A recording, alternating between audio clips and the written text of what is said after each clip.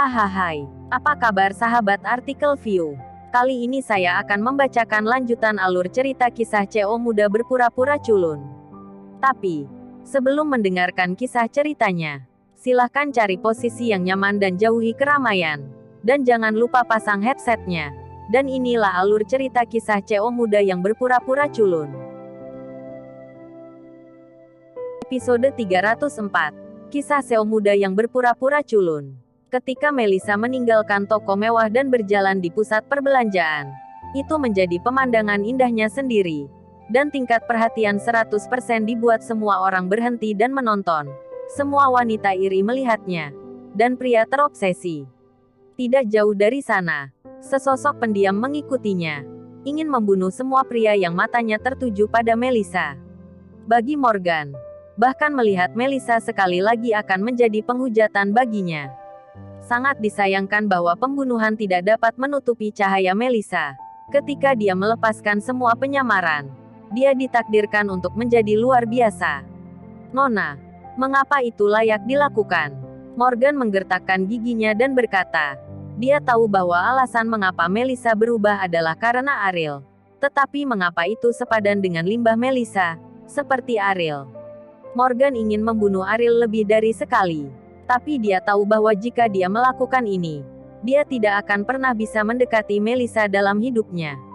Hatinya sakit, dan dia tidak ingin pria lain melihat kecantikan Melissa. Tetapi dia tidak ada hubungannya dengan masalah ini. Keluar dari mall, Melissa menyebabkan beberapa kecelakaan mobil hanya dengan berdiri di pinggir jalan. Pengemudi itu menyebabkan insiden dari belakang karena mereka terlalu fokus terhadap Melissa. Dan bahkan lalu lintas diblokir untuk sementara waktu. Melissa tersenyum dan meninggalkan kesan yang tak terhapuskan pada orang-orang itu. Dia masuk ke mobilnya dan pergi. Ayah, saya telah menemukan seseorang yang dapat membantu keluarga kita. Beri saya sedikit waktu lagi. Di dalam mobil, Melissa memutar nomor ayahnya dan berkata, sebuah suara tua dan lemah datang dari ujung telepon yang lain. Berkata, Melissa, mengapa kamu tidak tinggal di pedesaan dan tidak pernah kembali? Atau aku khawatir kamu akan terluka. Tinggalkan, jangan khawatir. Saya bisa menangani ini. Hei, ayah masih bisa bertahan selama setengah tahun. Mari kita bicarakan nanti. Ujung telepon yang lain menghela nafas. Mungkin mengetahui sifat keras kepala Melissa. Jadi dia tidak banyak bicara. Hati-hati dengan ibumu dan jaga tubuhmu. Hubungi aku segera setelah kamu memiliki sesuatu, kata Melissa. Oke, jangan khawatir tentang aku dan ibumu. Kami baik-baik saja. Kamu harus berhati-hati sendiri. Jangan bekerja terlalu keras. Bahkan jika ayah kalah kali ini, keluarga akan cukup bagimu untuk tinggal di Indonesia selama ini, sisa hidupmu. Ayah, aku tidak membawa kacamata, kata Melissa. Ada keheningan di ujung telepon untuk waktu yang lama. Melissa memakai kacamatanya, yang dia perintahkan. Karena Melissa yang melepas kacamatanya terlalu terang, dia tidak pernah ingin Melissa mendapatkan terlalu banyak perhatian. Apakah itu karena pria yang kamu katakan? Ayah, dia pantas mendapatkan apa yang saya lakukan. Ujung telepon yang lain menghela nafas dan berkata, kamu sudah dewasa dan punya ide sendiri. Apapun yang kamu lakukan, ayah akan mendukungmu. Tetapi jika dia berani menyakitimu, ayah akan membinasakannya. Jangan biarkan dia pergi. Tidak apa-apa. Baiklah. Kamu sebaiknya menjaga ibu. Tutup telepon. Dan hubungi aku jika kamu punya sesuatu. Setelah berbicara, Melissa menutup telepon tanpa menunggu pihak lain untuk membalas. Di manor tertentu di Amerika Serikat, Prasetyo menghela nafas lagi dan lagi. Dia tidak tahu apa yang terjadi di negara itu. Tetapi dia tahu bahwa kehidupan Melissa tidak akan damai. Yang membuatnya sangat khawatir. Mengapa kamu mulai menghela nafas lagi? Mila berjalan ke Prasetyo dengan buah yang baru dicuci. Seorang wanita dengan pesona yang menawan. Tidak sulit untuk melihat bahwa dia sangat anggun ketika dia masih muda. Dan Melissa juga mewarisinya.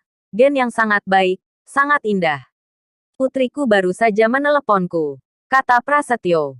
Apakah kamu menyuruhnya untuk tidak kembali?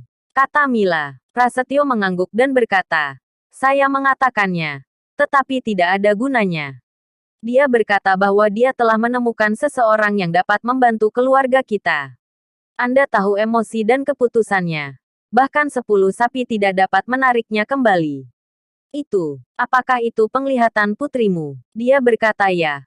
Maka itu pasti baik-baik saja, kata Mila sambil tersenyum. Tapi dia melepas kacamatanya untuk pria ini, kata Prasetyo. Mila tercengang ketika dia mendengar kata-kata itu. Mereka berdua tahu bahwa Melissa pernah berkata bahwa dia tidak akan pernah benar-benar melepas kacamatanya dalam hidupnya kecuali dia bertemu dengan seorang pria yang tidak akan pernah menikah dengannya.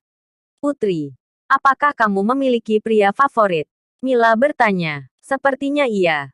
Tapi dalam hatiku, aku punya firasat buruk.